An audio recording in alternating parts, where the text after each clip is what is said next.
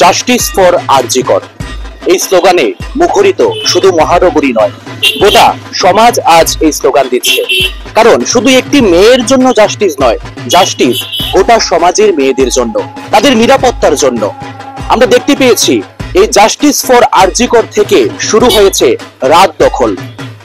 রাতে মানুষ প্রতিবাদী হয়ে রাস্তায় নামছে, শুধুমাত্র একজন মৌমিতার জন্য নয়, গোটা নারী সমাজের নিরাপত্তার জন্য।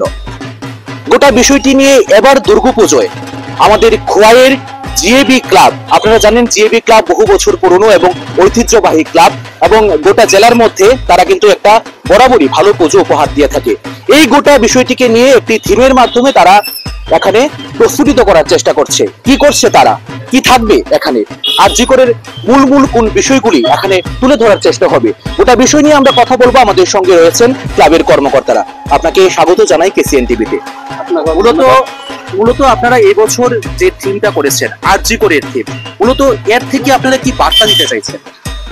আমরা জিএবি ক্লাবের পক্ষ থেকে সমস্ত ত্রিপুরাবাসীকে এবং সাংবাদিক ভাই বোনদেরকে, প্রশাসনিক যারা আছে কর্মস্থলে, তাদেরকে আন্তরিক শুভেচ্ছা, অভিনন্দন।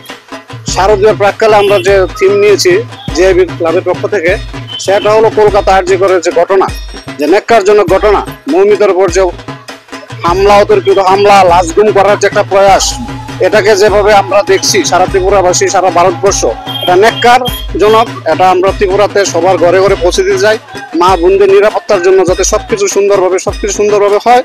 এটাই আমাদের থিম এবার দুর্গাপুজো। আপনাদের এই থিম করতে গিয়ে কত লক্ষ টাকা খরচ হয়েছে? আমাদের এই থিম করতে গিয়ে প্রায় 8 লক্ষ টাকার মতো। থিমটা কে ফুটিয়ে তুলছেন এখানে? শিল্পী কে রয়েছে? শিল্পী নরোত্তম সরকার রয়েছে। এবং মূর্তিতে কে রয়েছে? মূর্তিতে নিখিল চন্দ্র পাল রয়েছে।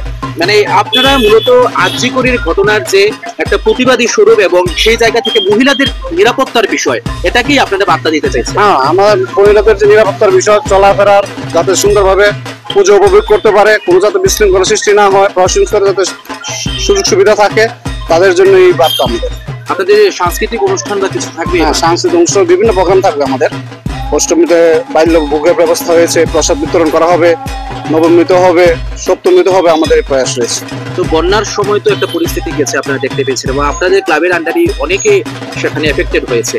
তো বন্যার কথা মাথায় রেখে আপনারা কি কোনো সামাজিক কর্মসূচি নেওয়া? সামাজিক কর্মসূচি রয়েছে আমাদের, অনেক চিন্তা ভাবনার মধ্যে রয়েছে। আমাদের যারা বন্যার্ত রয়েছে তাদের কিছু সাহায্য সহযোগিতা করার চিন্তা ভাবনা আমাদের আছে। সর্বশেষ খোয়াইবাসীর উদ্দেশ্যে আপনাদের কি বার্তা থাকবে?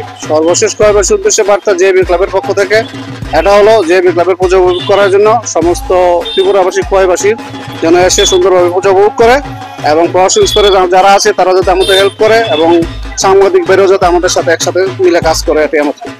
অসংখ্য ধন্যবাদ। আমরা কথা বলছিলাম পুজো উদ্যোক্তাদের সঙ্গে।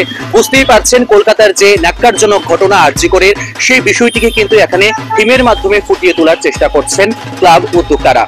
আপনাদের গোটা বিষয়টি দেখার জন্য অবশ্যই আসতে হবে খোয়াইয়ের সুভাষ পার্ক স্থিত জিএবি ক্লাবে এবার পুজোয়। আপনারা এতক্ষণ আমাদের সঙ্গে ছিলেন, সবাইকে ধন্যবাদ। সঙ্গে থাকুন, নজরে রাখুন কেসিএন টিভি।